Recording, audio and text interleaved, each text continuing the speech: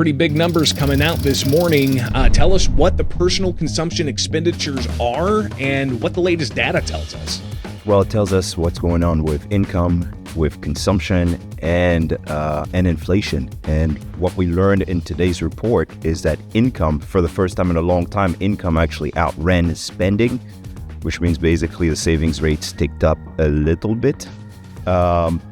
Household spending was mostly, the report told us that households are basically spending more on services, especially healthcare, right? While cutting back on kind of big ticket household goods they had splurged on in June.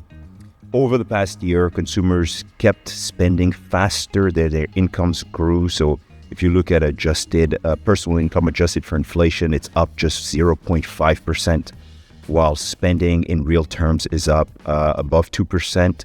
And so households are actually drawing down their savings and their accumulated wealth in order to keep up with the rise in prices, right, that we've gotten over the past year.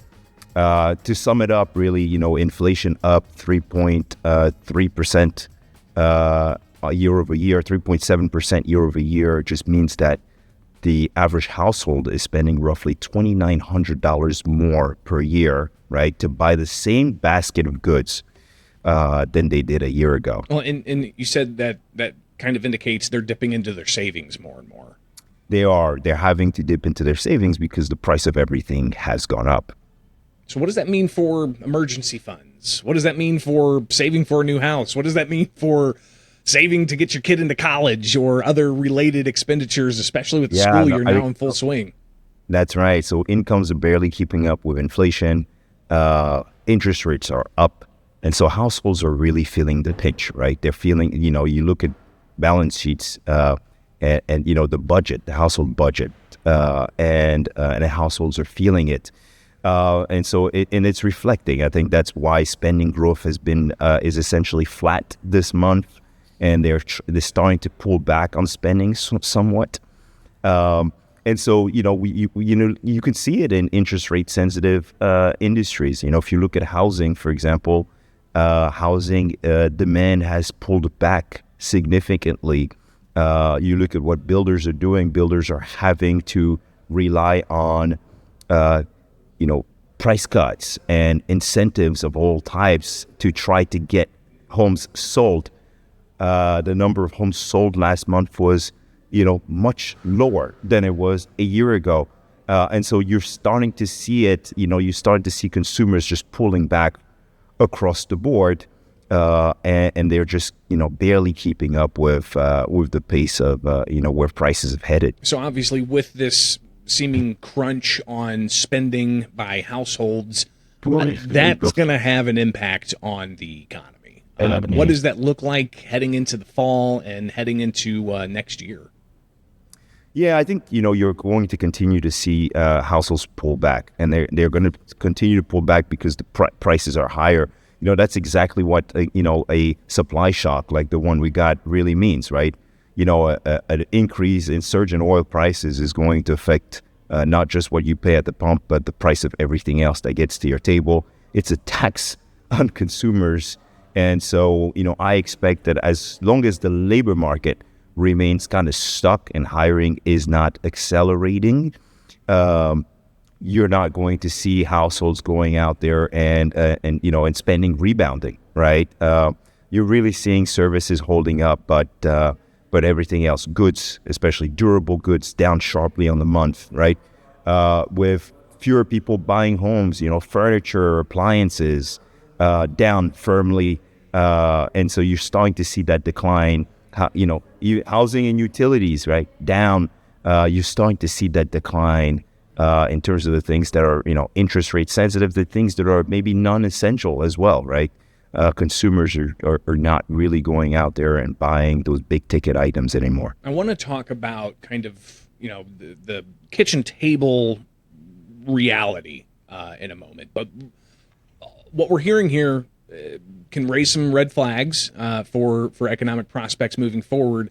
But what's been driving this? Is it just the high cost of gasoline and that pushes on to the sectors of transportation and getting goods from one place to the other, to energy costs, to manufacture. What's really driving this inflation that we're seeing? Yeah, no, of course, it's, you have a combination of things, right? You have a record government spending that's pushing interest rates higher. $40 trillion we just surpassed, Orphe. That's right. You have the war on the other side of the world that's affecting oil prices, right? Oil, gas prices, which of course will show up in transportation costs. All of the food that you get at the local grocery store, everything that shows up at your table is going to be affected by the higher price of gas, right, and transportation cost. And so if you look at the overall economy right now, if you look at Q2 GDP numbers, what you see is that outside of AI spending, the AI build out, there isn't much else growing in this economy anymore.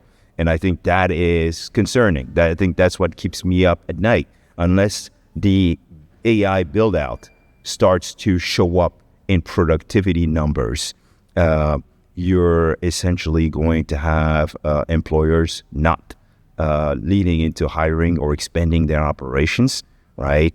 And of course, that means that hiring rates will remain sluggish unless the tariffs. You're hearing about tariffs on the news with our northern neighbor Canada. They say unless you get relief on the tariff front, unless you get relief on the gas front and oil, energy front, unless you get, government to make some adjustments that will result in lower interest rates, not higher interest rates, the consumer is going to continue to feel the pinch, and the economy is going to start to slow as a result.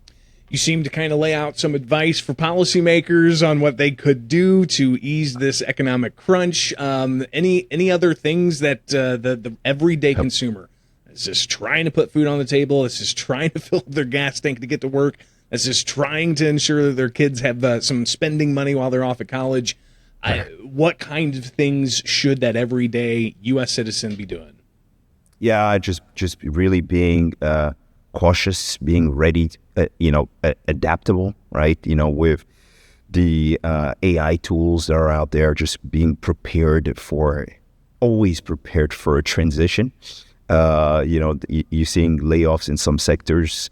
Overall layoffs remain low, so that's a good thing if you're employed. However, if you're not employed right now, it is really, really tough to find a job in this labor market.